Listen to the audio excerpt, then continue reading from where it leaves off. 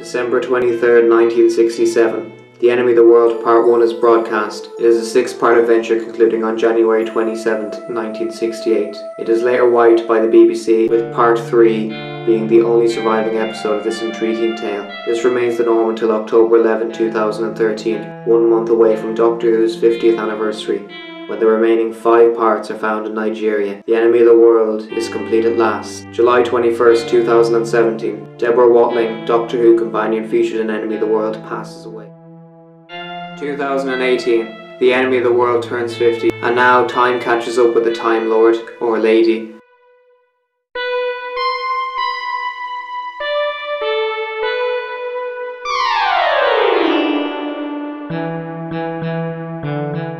Doctor Who was born in the 1960s. It would be a smart decision to examine the story of that decade, and right now, this one's the most timely. My love for that era of Doctor Who is strong. 3 videos ago, I expressed briefly my adoration for the William Hartnell years, but there's no ifs, ands, or buts. I must discuss the successor, the Doctor whose lost stories unfortunately eclipses Hartnell's, Patrick Troughton. A respected character actor, he was the first to be tasked with the incredible responsibility of succeeding an actor who had made an irremovable mark on the show, and he pulled it off spectacularly. He's many people's favourite, including my friends, and without Troughton's character, Matt Smith's Doctor would never have existed, at least not the one also beloved by many. The Cosmic Hobo has a couple of stories that survive in their entirety, which now include this one. Those that do not we can enjoy as animated reconstructions or through the surviving audio. Personally, I enjoyed Patrick Troughton's performance as the Doctor, even if I'm more swayed by Hartnell's stern but sophisticated grandfather figure. Regardless, I hope to see more of his adventures returned to the BBC archives. But first, cast your mind back to the noughties, or maybe even earlier. The Enemy of the World survives as one instalment, the midpoint of 6 episodes. Additionally, we have telesnaps and audio. When I was young and I read about this story, I was captivated by the stylistic change compared to Doctor Who does Bond, and the notion of the lead actor playing not hero, but villain too. How I wish to see it in full. The late Barry Letts, future producer of Doctor Who, directed The Enemy of the World, and once lamented that the only example of this adventure was an episode that doesn't do it justice. It was also novelised in the early 1980s by former Doctor Who companion Ian Marter. It's a complete contrast to the television version, and got flack from fans because Ian Marter used the expletive bastard at one point. I've not read the Target book, but I love Marter's style of writing, so maybe one day I will. Now, I hold this story as a curiosity because it's light on BEMs and Cybermen and bases under siege in comparison to the rest of the late 60s stories, but when it was rediscovered in 2013, there was always a question of whether this tale would hold up. A lot of fans bar me thought it unremarkable, but would I be disappointed in it? Was the intrigue only intrigue and nothing else worthwhile? Or would my worries be put to bed in the knowledge that yes, this unearthed Doctor Who in black and white from yesteryear was worth being saved? The short answer is yes, it was. In fact, I would call it one of my favourite Troughton stories, standing next to the thankfully intact The Mind Robber. To clarify, favourite, not best. See Power, Evil, Fury, Tomb, and The Invasion. David Whittaker wrote this one. He contributed a lot to Doctor Who in the 1960s and had a script rewritten more than once that turned into The Ambassadors of Death in 1970. His great strength as a writer, like RTD, Holmes, and Dix, and Moffat to some extent, concerns how he creates characters. Regardless of how relevant they are to the story, you still remember them, and TEOTW, maybe I'll just scrap the T and just go EOTW, definitely has that. The plot isn't very Who, but I find it engaging, and I appreciate the similarity between the Doctor and Salamander, dubbed Shopkeeper of the World, is incidental. Nowadays they devote an entire line or scene to how that's possible. The TARDIS team, comprising of the greatest Doctor companion dynamic ever in the Doctor and Jamie, along with Victoria, played by the much missed Deborah Watling, are on top form at the beginning of this adventure. I especially love the Doctor deciding to stop everything, no assessing the surroundings, because what does that matter? The TARDIS at the seaside, just go with it. And I think the Doctor is written superbly by Whittaker, who had written Troughton's first story, so that's no surprise. I love how he stands his ground asking for more proof of Salamander's dark intentions, and how he refuses to take him out because that's not the kind of person he is. Jamie as well gets his time to shine, reaffirming to us fans why he's in the top 5 and one of the longest serving companions for a reason. Deborah Watling as Victoria also gets a good moment in the 3rd episode, and when she's about to beat the living daylights out of the Doctor disguised as Salamander. You might say that this sets the standard of a Who companion back a century, but that's the idea. Victoria is born of the Victorian era, and she's as much an anachronism in 2018 as the Doctor and Jamie. Deborah always played the part with this kind of innocent optimism. She's the youngest out of the 450-year-old Doctor, and Jamie in his prime, late teens, early 20s. She doesn't belong in this depressing landscape, and she's very good at portraying that unease. I hope one day to see the complete evil of the Daleks or Fury from the Deep. That would be nice. And another thing, I wish we had more non-contemporary companions in the show. Not the Nardoles or the Leelas or Romanas, but the Jamies, Victorias and Zoes. The Balls in York are... Similarly, the characters of Giles Kent, Astrid, no, not her, and Bruce are superb. Bill Kerr definitely shines as Kent, even if the rug being pulled from under us in episode 6 comes too late. And Bruce is a wonderfully pompous creation, shouting at every little thing who undergoes an interesting change later on. I think the actor playing him, Colin Douglas, would have made a great Time Lord during Tom Baker's run, or Peter Davison's. Astrid is probably the most stable character next to Carmen Monroe as Faria. Mary Peach brings an appropriately understated, naturalistic presence compared to the other two. It's a pity that you never really get a chance to see them off. They quickly exit the frame and don't even get a goodbye, Doctor. But sure, I understand why. It's not there because pacing. It would slow the story down, and I get that. It's unfortunate, but as the saying goes, them's the breaks. You'll recognise the music in this, but it's not exclusive to Doctor Who.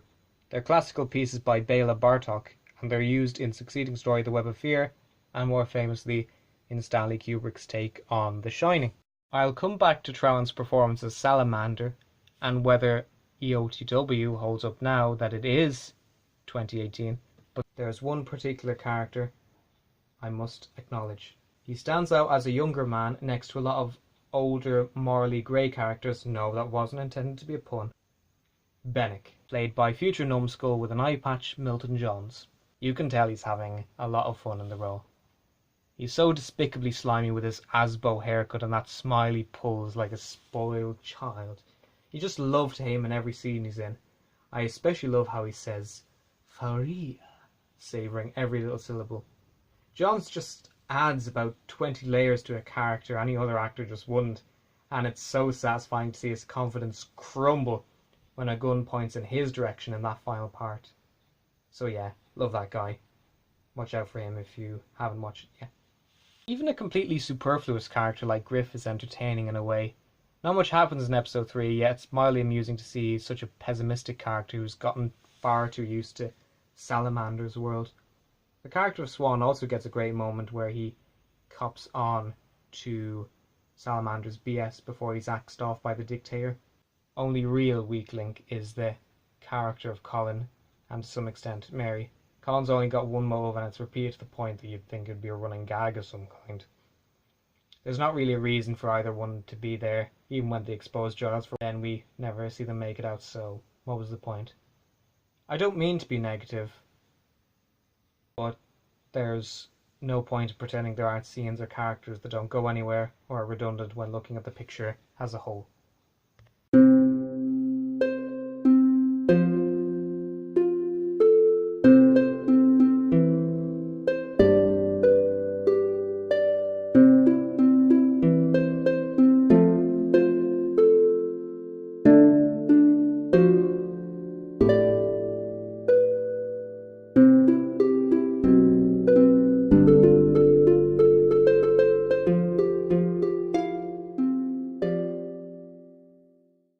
Salamander would never have been as spectacular a foe given to a lesser actor or on writing alone were it not for the performance of Patrick Troughton.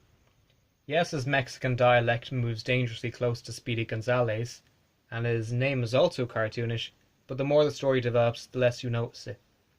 I've previously given Tennant credit for playing John Smith in The Doctor, and it's deserved, and works with that tale. But when push comes to shove, Patrick Troughton's complete removal of any trace of the lil man must be celebrated. Equally impressive is the scene where he interrogates Jamie and Victoria and switches from the Doctor as Salamander to the Doctor.